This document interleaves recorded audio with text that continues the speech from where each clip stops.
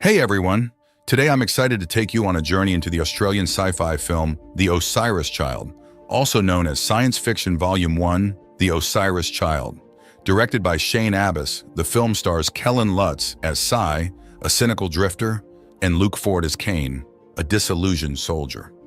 The plot centers on a future global crisis that plunges humanity into chaos. Psy, a resourceful drifter, encounters a desperate plea for help from Kane, a soldier haunted by his past. Kane's daughter, believed to be dead, is held captive by a powerful military contractor. Forced to trust each other, Psy and Kane embark on a perilous mission to rescue her and uncover the truth behind the escalating conflict. Will Psy and Kane defy the odds and save the day? Join me in this recap to unravel the story and discover the answers together. Please subscribe to my channel to stay updated with all the exciting content coming your way. Alright, let's begin. In the distant future, humanity has begun colonizing the universe. The Exor Corporation, an off-world military contractor, operates from a massive complex in the sky above the desolate planet of Osiris, home to a penal colony in its capital city. A military base, the Flotilla, supports these new settlements. Lieutenant Kane Somerville, a war hero plagued by guilt from a past mission gone wrong, works for Exor. His mistake during an early combat mission resulted in the deaths of nearly his entire crew. Although he was accused of substance abuse, his decorated career as a fighter pilot led to his pardon. However, the incident strained his relationship with his family. Living in the Flotilla, Kane finds it challenging to spend time with his 11-year-old daughter, Indy. Kane takes Indy on a ride through Osiris's desert, but she is unimpressed by the barren landscape. She mentions her mother's belief that Kane is running away, but he deflects, expressing pride in his role in building humanity's future. To bond with her, he teaches her to shoot with his weapon before returning to the bunkers. Indy is then sent to Osiris City to stay with a nanny, as she is not allowed in the Flotilla. Kane promises to return in a week and encourages her to call him anytime. The following morning, Kane's AI assistant, Travis, wakes him and prepares his breakfast while playing messages. He ignores those from his coworker and wife, but listens to Indy's message while reviewing reports. The message is abruptly cut off, and when Kane asks Travis to restore it, the AI reports that communications to the surface are disrupted due to disturbances in the prison. General Linux oversees the Exor complex and focuses more on her status than the colonists' lives. General Linux receives a status report after the prison breach reveals that Exor's creatures have infiltrated and killed prisoners. The outer cities are also overrun, and it's only a matter of time before the monsters decimate the surface population. While the Colonel wants to save lives, Linux fears the damage to Exor's reputation. She convenes a meeting, including Kane, but lies about the situation. She claims the prisoners have rioted and possessed a lethal virus, threatening to release it in the capital if Exor intervenes.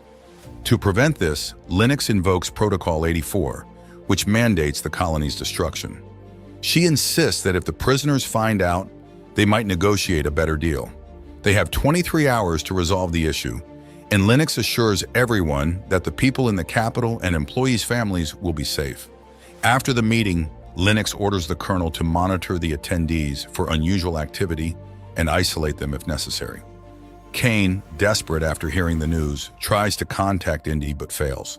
When he asks Travis for details on the prison incident, he learns the information is classified. The Colonel reveals the truth out of friendship. There is no virus. Exor has been developing creatures called Ragged for use in new colonies. The monsters have escaped and are heading towards the central city. In 23 hours, Exor plans to blow up the reactors to contain the outbreak. Enraged by the deception and the risk to his family, Kane confronts the Colonel but realizes there is no time to argue. The Colonel informs him that the hangar bay will be locked in 20 minutes, preventing anyone from entering or leaving. Using his piloting skills, Kane steals a ship and expertly evades the pursuing officers as he escapes the station. As Kane pushes his ship to exceed G-force to evade the last Exor guard, he begins to lose consciousness. The emergency system activates, ejecting his seat. Regaining his senses just in time, Kane removes his seatbelt and deploys his parachute, landing safely in the water. However, upon standing, he is knocked out by a mysterious figure. Kane awakens to find himself at gunpoint, held by Cy Lombrock, who dragged him from the water. Kane attempts to lie, claiming the prisoners have access to the reactors. But Cy, a former prison nurse, knows better. Kane then reveals the truth. The planet is set to explode, and he needs to save his daughter, Indy, in the capital. He offers Cy access to a safety bunker in exchange for his help. Cy agrees. A flashback shows Cy as a prisoner in the planet's jail, discussing an escape plan with inmates Vim and Charles based on information from another prisoner, Clarence. Charles is skeptical, considering it a suicide mission, but Cy insists it's their only chance. They agree once they confirm that Bostock and his group are also in. The next step requires them to be in solitary confinement. Clarence tries to get sent there, but is instead brought before Warden Mordain, who mocks his religious beliefs and beats him.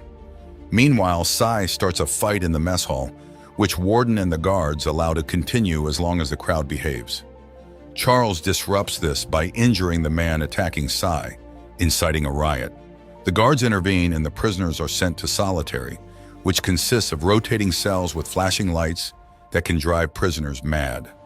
Cy is also placed there until Warden removes him and Vim for a particular purpose. Back in the present, Cy tells Kane they won't be able to reach the capital on foot in time. Kane suggests they head to a contraband outpost beyond the mountains to find a vehicle. Their conversation is cut short when ships fly overhead, forcing Kane and Cy to hide in the tall grass. It's clear that Exor is already searching for Kane. Shortly after, they reach a bar at the outpost where Jip and Bill entertain themselves by throwing knives at a human-shaped target. Kane approaches them to request a ride, but they are angered by the interruption. Jip threatens Kane with a knife, and Bill challenges him. Cy explains that Kane is an Exor defector who wants to reunite with his family. He offers to pay them 20 grand for the trip. Bill agrees, provided Kane can pass Jip's test, which involves getting high and hitting the target with a knife. Kane's perfect aim satisfies them, and they agree to take a detour to purchase weapons before leaving. In a flashback to the prison, Vim awakens in a cage with a monster approaching. The creature injects him with a dangerous substance. Cy hears Vim's screams as he wakes in a nearby cage. Warden explains Exor's terraforming project, revealing they mutate prisoners into adaptive creatures. Suddenly, Cy is dropped into another room where Bostock awaits, having executed their escape plan. Bostock provides clothes and fake IDs, including one identifying Cy as a nurse. Their preparations are interrupted by Charles, who declares it's time to unleash chaos. A riot ensues as the mutated prisoners attack, including Vim, who now kills Warden. Bostock and Charles head for the capital, but Cy opts to go to the opera, separating from the group. Another flashback shows Cy being sentenced to 20 years for breaching the code and betraying public trust. In the present, Kane and Cy are waiting for the weapons they ordered, delivered by Mandel and Hopper, who demand 30 grand as payment. Kane pays the demanded amount and the group leaves. Out of sight, Mandel and Hopper celebrate their newfound wealth. However, their joy is short-lived as they notice monsters approaching. Despite their attempts to fend off the creatures by shooting through the windows, the monsters break in. In a desperate move, Hopper detonates a grenade. Later, Kane discusses the monsters and the impending bomb detonation with the group on the bus. They engage in a philosophical conversation about destiny, consequences, and the ethics of using prisoners for free labor. As they reach Osiris, they find the city in chaos, overrun by monsters attacking and infecting people. Armed, the group splits up. Kane and Cy head to find Indy, while Jip and Bill provide cover and protect the bus. Kane and Cy enter the building where Indy lives and encounter a neighbor who hasn't seen her. They break into Indy's apartment to find the nanny dead, but Indy is safe in a closet. Kane reassures Indy, telling her the nanny went home to shield her from the harsh reality. The trio attempts to take the stairs, but are blocked by a monster, forcing them to find another escape route. Meanwhile, Jip drags an injured Bill back into the bus, desperately searching for a first aid kit. Unable to find one, she tearfully watches Bill die in her arms. Kane, Sai, and Indy reach the building's roof and lock the door behind them. With no other options, Sai jumps off the roof with Indy, landing safely on the bus. Kane follows but almost falls, saved by Sai pulling him up. They bang on the hatch, pleading with Jip to let them in. Initially hesitant and due to Bill's death, Jip eventually opens the hatch. Once inside, Jip starts the bus while Sai covers Bill's body with a blanket. Kane explains the situation to Indy and apologizes for not being more present in her life. Indy forgives Kane, who then gives Jip directions to the bunker and shares the access code with everyone. Meanwhile, Linux initiates Protocol 84 at the Exor complex and learns of a bus heading towards one of their bunkers. She dispatches a ship to intercept it. Indy spots the ship, prompting Kane to tell Jip not to take the turn to avoid detection. The ship eventually leaves, and Jip turns towards the bunker. Just as they near their destination, the ship reappears and opens fire, exhausting its ammo before departing. Kane and Jip are killed in the attack, but Sai and Indy survive. Despite Indy's reluctance to leave her father, Sai carries her off the bus, aiming for the bunker. They encounter a monster in the caves, and while Sai kills it, he is infected by its tongue. They reach the bunker entrance, and Indy enters the code, allowing them to get inside just as the planet is bombed. Sai begins to transform into a monster and asks Indy to find something sharp so he can end his life. Indy refuses, unable to do this alone, and stays with him as he mutates. A flashback shows Sai's past as a nurse on Earth. He suffers a breakdown when his wife and daughter are brought to the hospital after an accident and do not survive. Sai abuses his position to attack the man responsible for the accident before security stops him. In the present, days after the explosion, two explorers discover the bunker and spot Indy in a spacesuit.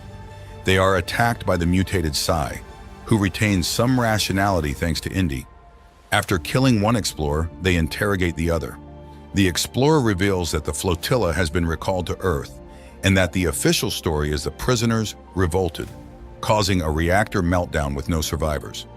Indy demands the explorer take her and Sai to the flotilla undetected, and the woman reluctantly agrees. They board the explorer's ship, and Indy communicates with Sai through sign language, reassuring him that they are finally going home. She pets his head and holds his hand, saying goodbye to her father. What are your thoughts on the film's story?